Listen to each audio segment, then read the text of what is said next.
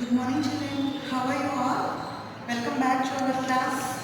In our previous class, lesson 2, Rain and Rivers, we learned some topics. Okay, let us recall what we have learned. We learned about rains and water cycle, the stages of water cycle, that is evaporation, condensation, precipitation and humidity. We also learned about monsoon winds, about southwest monsoon winds through which we get rainfall. The majority of the rainfall we get through the southwest monsoon winds. And we also discussed about northeast winds, that means return monsoons. The northeast monsoons are also called as return monsoons. And we also discussed about the annual rainfall which we received in a year or in Andhra Pradesh. Isn't it children? So in previous class I already showed you chart showing the annual rainfall of Andhra Pradesh. So there we noticed that modern rainfall, that means 0 to 100 centimeters or more than 100 centimeters rainfall received state places are having moderate rainfall, and 90 above 90 are low rainfall, and below 60 centimeters are counted as very low rainfall. Isn't it children? That means here the rainfall was measured. Isn't it? How can we say that they are 100 centimeters or below 60 meters or below 90 centimeters? How can we say? Because we are measuring the rainfall. So to measure the rainfall, do you know there is an instrument children? There is an instrument to measure the rainfall, that is called as rain gauge. Okay? See here.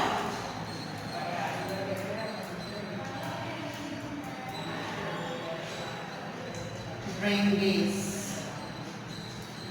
an instrument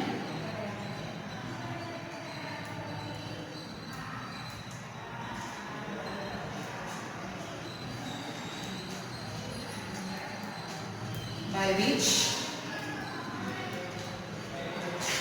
rainfall is measured, is known as a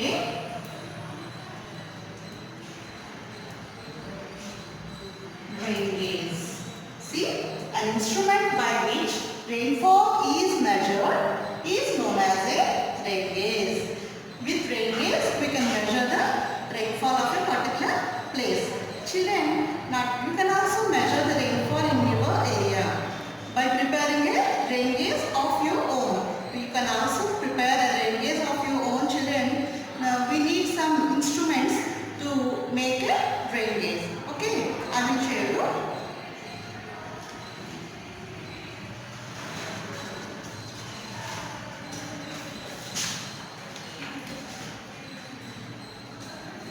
See children, to prepare a rain gauge you need a bottle. Okay, you need an empty bottle. Remove the lid of the empty bottle children. See here, collect the above items to make a rain gauge. This is a chart showing how to make a rain gauge. See, we need an empty bottle, a scale and a knife to prepare the rain gauge.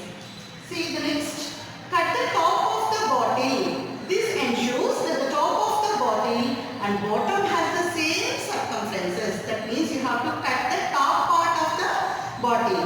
That means the top of the bottle and the bottom of the bottle have the same circumferences. See, the third picture shows you, turn top of the bottle upside down and fix it to the bottle. What you have to do is, you have cut the bottle at the bottom and you have to put it reverse. You have to keep the top part into the bottle. You have to keep it reverse and fix it into the bottle. See, in the fourth picture, fill the bottle with sand and water till the spot where you have been marked 0. What you have to do is, see, you have to put some sand in it. Here, up to this part, put a sand and you have to pour some water in it. Why we have to pour some water means, if we directly put it into the earth, what will happen? The rainwater will absorb by the sand. The sand will absorb the rainwater. So that we have to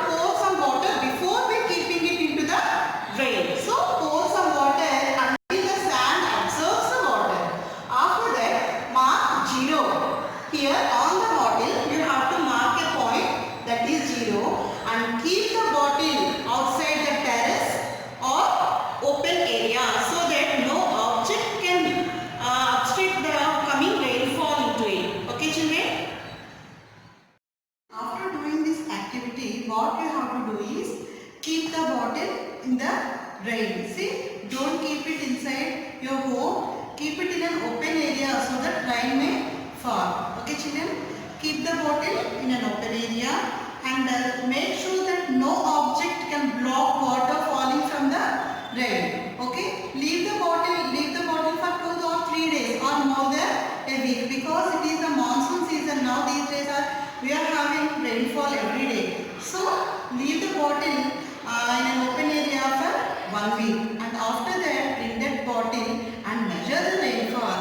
See, first from here you have to mark 0 from there. So from here to you have to measure the water level. So use a scale and measure the water level. How much it rains in that week. You can know the amount of rainfall, how much it rains in a week. See children, the amount of rainfall for a unit area is measured in centimeters. You might have heard in TVs and news bulletins also, isn't it? Some area is receiving 2 centimeters of rainfall like that. So the amount of rainfall for a unit area is measured in centimeters. Children, so far we learn about the rain and our rain gauge and all. So today, from now onwards, we are going to learn about the second part of the lesson, that is about rivers. Okay, children, do you know how rivers are formed? Okay, I will explain. When rain falls on the earth's surface, so some part of the rain will percolate into the earth, children. See, when water falls from the rainfall, some part of the water will percolates into the soil. So the remaining water from the slopes, that means the remaining water from hills and mountains, it was collected down and from the slopes of the hills and mountains. While it was collecting, some twigs, sand and stones will also come along with the flow. So when the flow of the water is slow, it was going into a small passes. Okay, it was going like a small passes. When heavy rains occur, what will happen? The flow of water is very more. The flow of water becomes more, and see children, the flow of water is also called as force. The flow of water is called as force.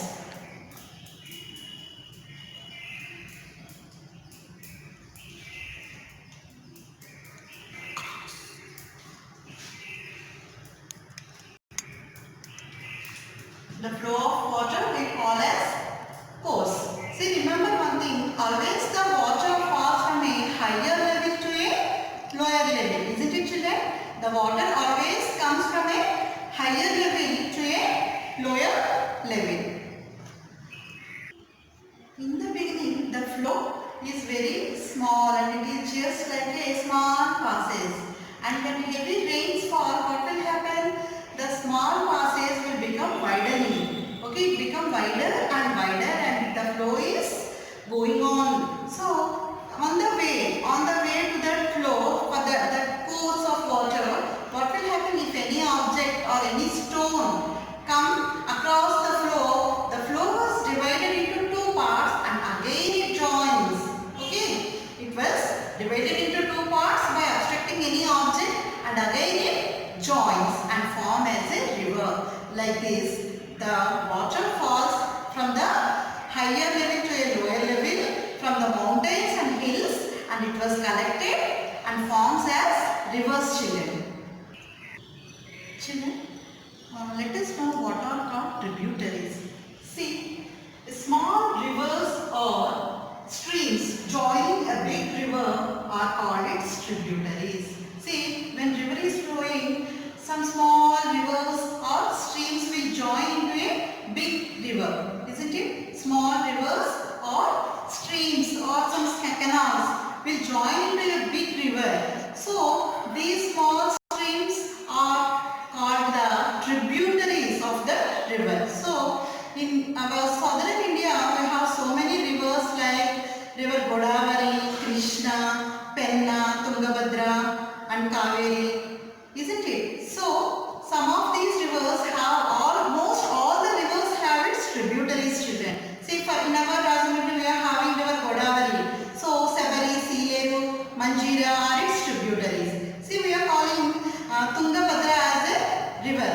is not like that. Tunga and Bhadra are two rivers, small rivers. They are joining into a big river, that is River Krishna. So these Tunga, Bhadra and Musi are the tributaries of River Krishna, children.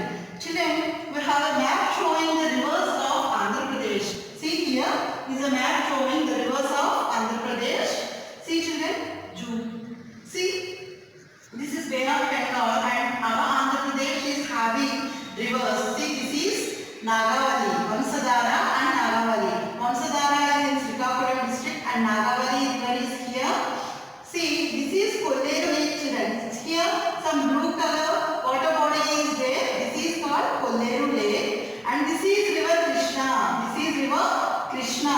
See here Musi, Detti and Tunga and Bhadra. These are the tributaries of River Krishna. And here children, see River Penna is there. Penna river. See Chitravati, Papakni and Swarnamukhi. These three are the rivers. These three are the tributaries of River Penna, children. These three are the tributaries of River Penna. And this is the River Godavari, children. See, this is River Godavari. So this is the map showing the rivers of Andhra Pradesh and their tributaries. See again, this is Vamsadhara, Nagavali and River Krishna, Godavari, Tungabhadra, Penna. These are the rivers of Andhra Pradesh. Major rivers, see children, major rivers of Andhra Pradesh are Godavari and Krishna. This Godavari and Krishna are the major rivers of Andhra Pradesh. And see, this is Penna river and it has, say, Swarnamukhi, Papagni and Chitravati. These are the tributaries of River Penna. See, if you want to draw the River Godavari, what will we do? So, like this, we will draw the River Godavari. And so, here we are putting some lines like this. So, that means these are the tributaries, children. These are the tributaries of the river. These are the small rivers, Sabari, Sileru, Manjira, and these are the small rivers that were joined into a big river called Godavari. So, these are called as tributaries. So, every river has its tributaries, children. Children, have you ever seen a full-fledged river, children? That means the river containing with water. That means plate full of water.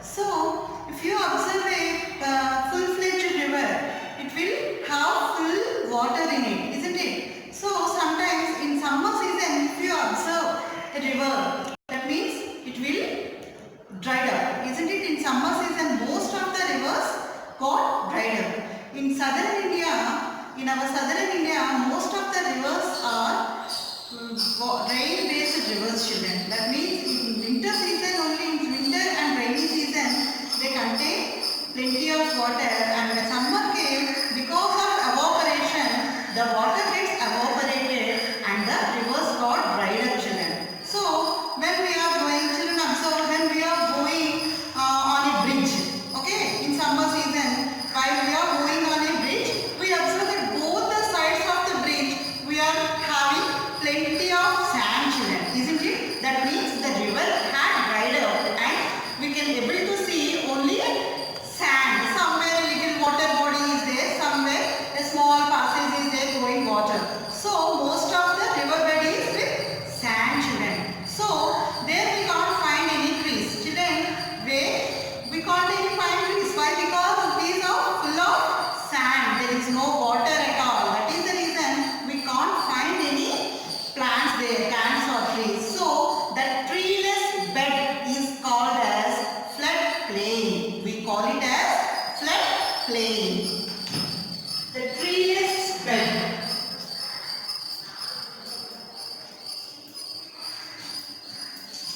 Is called a floodplain. We call the treeless plain as a floodplain, children. So from this floodplain, what will happen in summer season? We can get sand, isn't it? In summer season, TVs and all, we used to heard that in summer season the sand was taken out from River Godavari and all. See, why it was taken in summer season? Because in rainy season it is with full of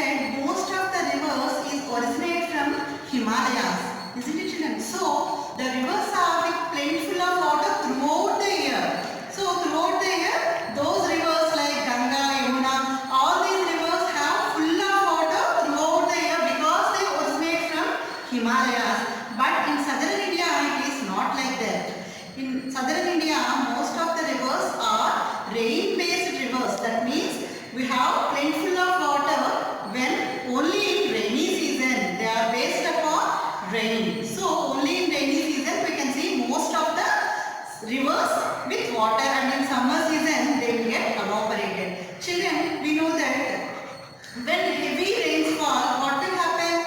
As I said, all the water from the hills and mountains will come down and collected into the plains, and it was formed as rivers. Before it formed as rivers, some particles like stones, dust and twigs, all these are all collected and become accumulated. All these accumulated, this accumulated soil is called as silt, children.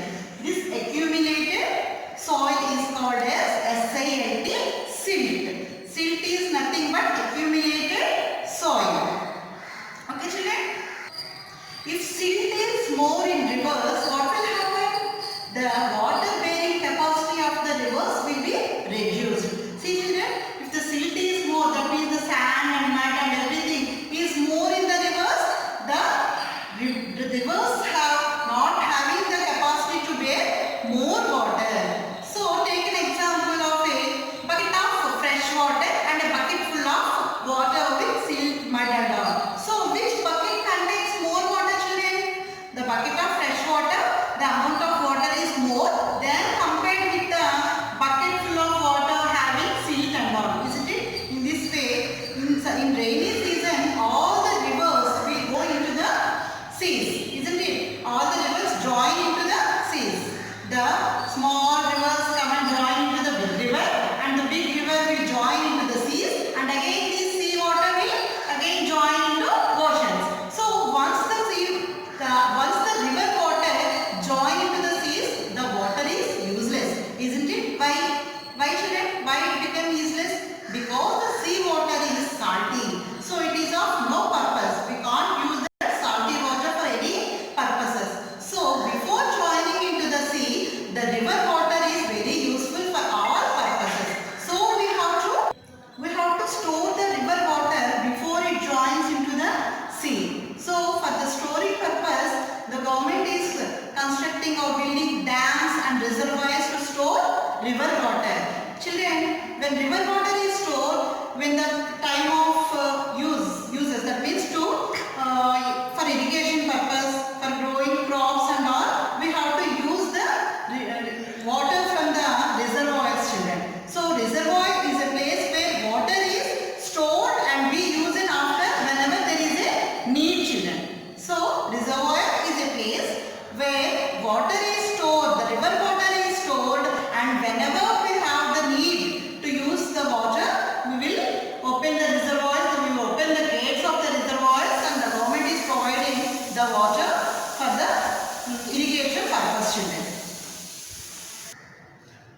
Children, do you heard about vegetation?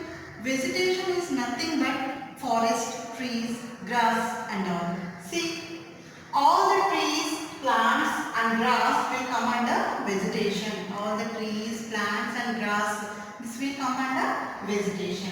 Vegetation helps in preventing floods. See, when water coming from rain, so when rain falls, what will happen?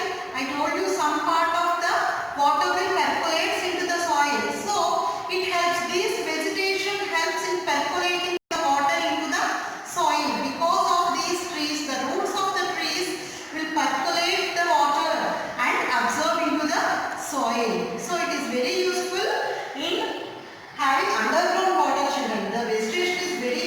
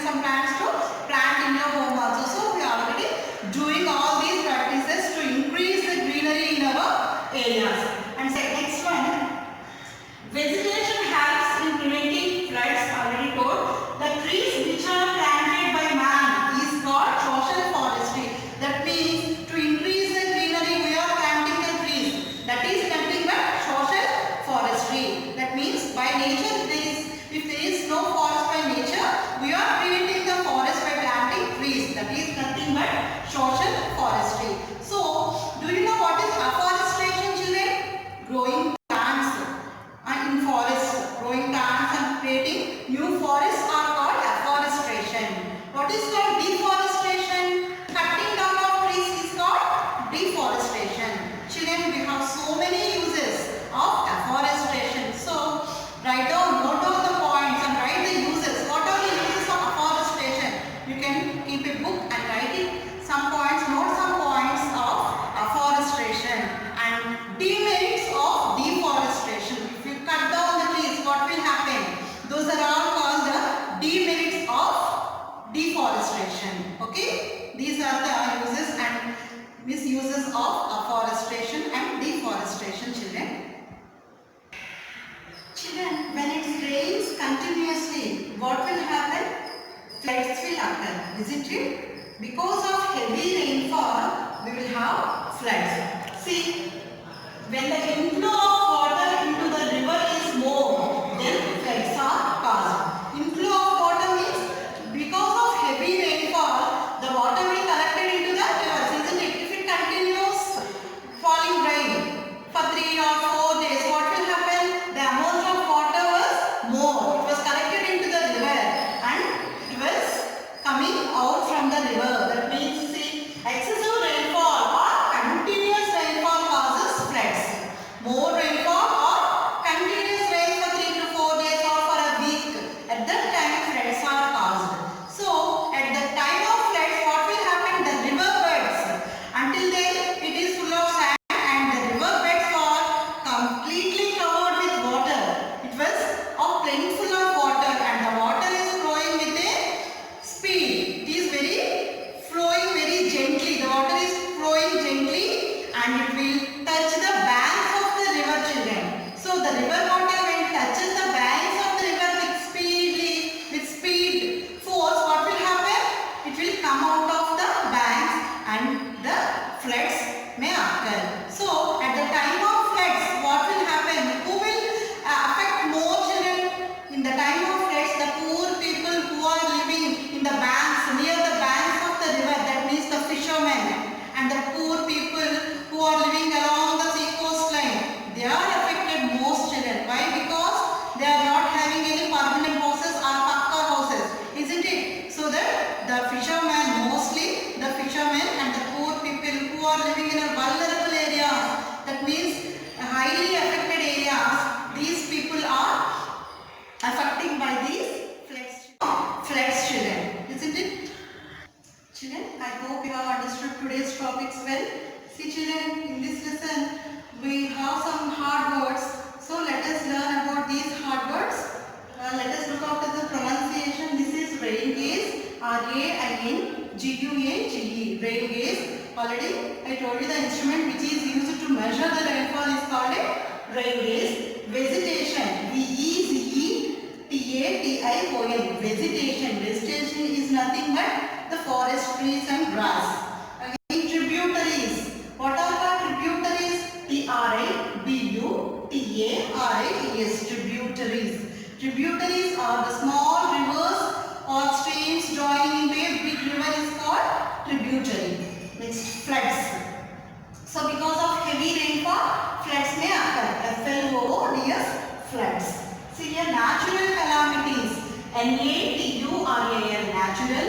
C-A-L-A-M-I-T-I-E-S, natural calamities. Natural calamities means because without any man's hand. So the nature creates all these things like floods and cyclones. Those are all called natural calamities. So man has no control over these natural calamities, children. Next, soil erosion. S-O-I-L, soil. E-R-O-S-I-O-N, soil erosion. Soil erosion means washing away of the layer of soil because of heavy rains. Washing away the layer of soil is called soil erosion. Next, vulnerable. Vulnerable areas. What is the meaning of vulnerable? Vulnerable means the area which is affected, mostly affected area. Okay, not safe area. That is called vulnerable. And reservoir. R-E-S-E-R-V-O-I-R. Reservoir. Reservoir is a place where water is stored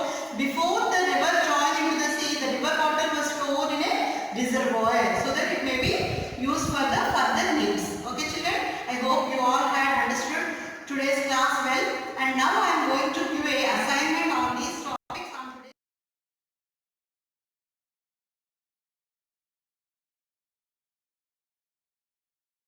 I am going to give an assignment, children. See, the first question is, what is a floodplain? I already explained you about a floodplain. Write the definition of floodplain.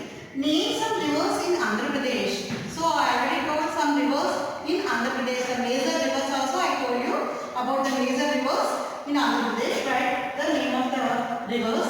What is a rain gauge? I gave you a definition. Write the definition of rain gauge. And what are called tributaries? I already explained you about tributaries, children. And write the definition of tributaries. Children, I hope you all will understand today's lesson. Okay. So go through the textbook, children. Okay. After watching this video, you have an